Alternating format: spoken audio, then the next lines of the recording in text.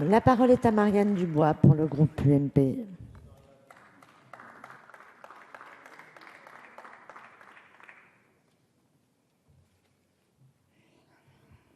Madame la présidente, monsieur le ministre, chers collègues, ce projet de loi sur la formation professionnelle a été qualifié de loi TGV.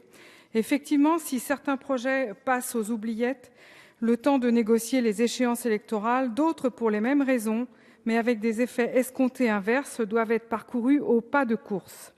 Ainsi, à peine présenté au Conseil des ministres du 22 janvier au matin, monsieur le ministre se présentait devant la commission des affaires sociales l'après-midi, alors que certains députés lui faisaient remarquer qu'il n'aurait pas été dénué de sens de participer au débat en cours en séance publique sur l'évaluation de la loi du 14 juin 2013 et ses effets sur la sécurisation de l'emploi. Rappelons encore, et si nécessaire, que ce projet de loi prévoit de désigner les régions, pilotes de la formation professionnelle, une parcelle de décentralisation donc, alors qu'une loi sur la décentralisation, qui fera date, nous dit-on, est annoncée incessamment. Cette précipitation sur la forme n'est malheureusement pas sans effet sur le fond de ce texte. On peut ainsi s'interroger sur l'absence, l'oubli de pans entiers de notre économie, les hors-champs, comme on les appelle, l'économie sociale et solidaire, les professions libérales ou encore l'agriculture. Sur la forme encore, ce texte, s'il a surpris par ses omissions, a également étonné par l'article consacré à l'inspection du travail. Voici, monsieur le ministre, les questions du week-end sur le marché de Pithiviers dans ma circonscription. Mais que vient faire l'inspection du travail dans ce texte ? Quel travail sérieux et de fond allez-vous pouvoir faire sur un tel sujet ? Parfaitement, monsieur, parfaitement, monsieur. Quel travail sérieux et de fond allons-nous pouvoir faire sur un sujet en si peu de temps ? Et je vous épargne les dizaines de courriels reçus sur ce seul sujet. Oui, messieurs, il y a des betteraves à Pithiviers, mais il n'y a pas que ça. Il n'y a pas que des imbéciles qui habitent à Pithiviers. Après la forme, abordons le fond. Madame Dubois, seule la parole. L'année 2013 a récemment livré de mauvaises tendances sur lesquelles il convient de revenir, objectivement, sans polémiquer outre mesure. Mais pour la clarté des débats, il convient ici de rappeler que des tendances fortes se sont dessinées avec, d'une part, la non-inversion de la courbe du chômage et un recul marqué de l'intérim ces 12 derniers mois. Selon les données provisoires arrêtées par la DARES, seuls 273 000 contrats d'apprentissage, d'hommes inclus, ont été signés en 2013, contre 297 000 en 2012. Ce net recul de 8,1% marque une rupture après 3 années de hausse. À titre de comparaison, en 2009, au beau milieu de la crise, les entrées en apprentissage avaient été supérieures.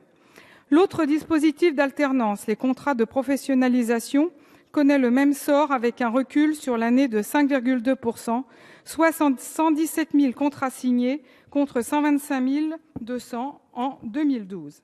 L'apprentissage n'a pas été sanctuarisé dans notre pays, ce qu'il convient de regretter, et pire, nous sommes alertés par les acteurs de terrain que sont les chambres de commerce et d'industrie, notamment sur l'inéluctable recul de l'apprentissage comme conséquence directe des coupes budgétaires. Depuis cet été, les acteurs concernés ne cessent de tirer le signal d'alarme sur le recul de l'apprentissage.